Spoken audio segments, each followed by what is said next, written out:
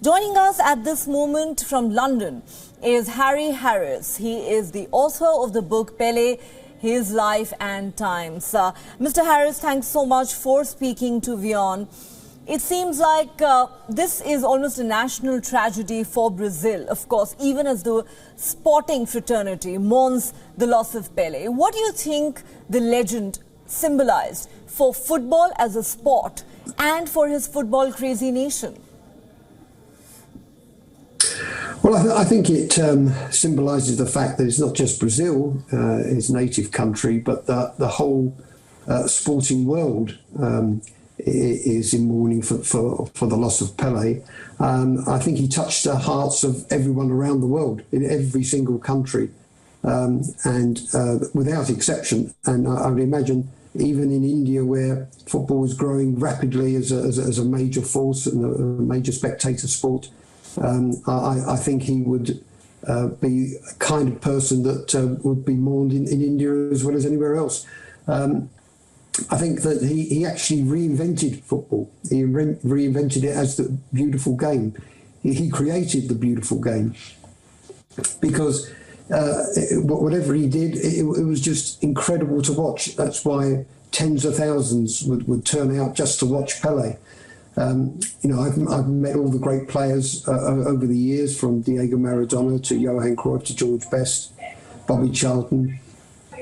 There's parts of all of these great iconic footballers that are all rolled into Pele. He had something that is hard to describe, because in the modern day you can see so much on YouTube, so much on TV all around the world, but there's very little that was filmed back in Pele's day. There's still some clips on YouTube, and people I would recommend that they view as much as they can, whatever they can find of Pele, to reach a judgment that he is the undisputed #1 greatest footballer that ever lived. #1 undisputed greatest footballer to have ever lived, to have ever played the sport. He reinvented the sport. He created the beautiful game as we know it today. And you're quite right, it's not just Brazil. Legions of his fans are mourning him today around the world, including here in India. We were talking earlier about how the nation went crazy when he visited India back in 1977 to play in Kolkata. While when you talk about a legend's life and times, it is very hard to narrow it down to just a few moments. But what, according to you, are perhaps some of the most defining moments from the king of football's life? Are there any specific moments that you think stood out? Well, I asked him that question many times, actually, over the course of many hours of interviewing him and being in his company. Clearly, he took great pleasure, and it was a great privilege and honour for him to have won the World Cup 3 times. And certainly in 1970, when he came out of retirement, he was nowhere near fully fit or at his peak, but he was still the world's greatest player even then. And that 1970 team was the best ever football team to have ever graced this planet. It was unpassable. It was a fantastic team. And he was a pinnacle part of that team, the best player still in that team. Funnily enough, there's a couple of memories I have of him where he didn't score, but nearly did. And if you can get some YouTube footage of it, it's well worth seeing it. There's one moment where we often see strikers trying to go round a goalkeeper in many different ways, or clip the ball over the goalkeeper. Sometimes it's successful, sometimes not. But Pele tried something which is absolutely unique. He went one way round the goalkeeper without the ball, and let the ball go the other way round the goalkeeper, and tried to meet the ball in the middle, past the goalkeeper and score. And it just nearly came off but didn't. And then there was in the World Cup, he tried to score from the halfway line. I know we've seen players like Beckham score from the halfway line, but we're talking about a player that played in an era where the pitches were atrocious. The balls were 4 or 5 times heavier than the lightweight balls you have now, which makes it easier to ping it from the halfway line. And of course, football boots are vastly different than they were in Pele's time. So the conditions were greatly different. One thing that the way he reinvented the game, it was quite clear after the way he was brutally kicked out of the 1966 World Cup when the Italians just kicked him without any protection from the referee. He reinvented the game because FIFA knew that they had to protect the skillful, beautiful players, the number 10s, the goal scorers, rather than allow the hatchet men just to kick them out of the game, the way Pele was stretchered off at Goodison Park in '66. So a lot you can come back to Pele's legacy in how he changed football for the better. Well, he certainly changed the game. But Harris, could you also talk to us a little bit about Pele's social contribution, which cannot be ignored? He worked a lot for the underprivileged and raised awareness about global hunger, for example. Can you reflect a little bit on that?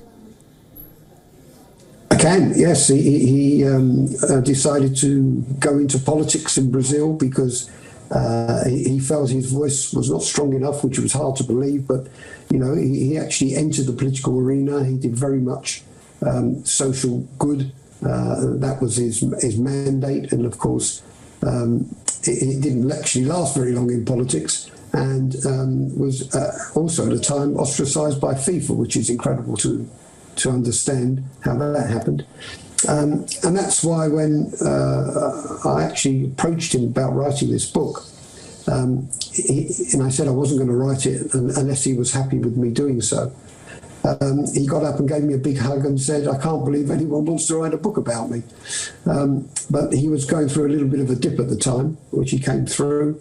But it was ridiculous that at that particular point, there'd only been one book written about him. It was in Portuguese and published just after 1970, the World Cup. And clearly, when translated into English, didn't make for a perfect book. So I spent a couple of years going to speak to as many people as I could from Britain, of course, but obviously I went to Rio and spoke to some of his contemporaries there, many of which are dead now, of course.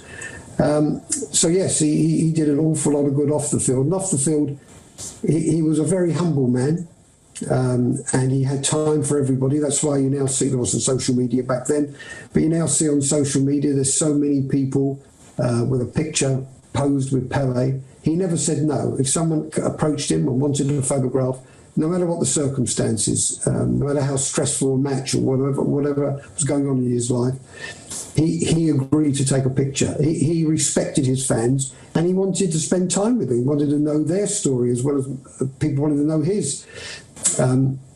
He had a very engaging personality, and he was a very, very pleasant man, as well as the world's greatest footballer. We're talking about his contribution to football. We're talking about his contribution to society. As we wrap up this discussion, Mr. Harris, I will ask you this question once more. What, according to you, will be the defining feature of Pele's legacy, not just as an athlete, but as a global icon? Well, it's summed up very simply. And in fact, I asked him the question, who does he believe will take over his mantle as being the world's greatest ever player? And I asked him that question at the time Neymar was just coming through, Ronaldo was at his height, and Messi was, of course, a brilliant player. And he said to me, when my mother and father gave birth to me, they broke the mould. There will never be another Pele. Absolutely. The mold has been broken. There will never be another Pele. That is something we can all agree on. Harry Harris, like I said earlier, the world is poorer today without Pele. The legend will always be remembered. Thank you so much for speaking to WION. My pleasure.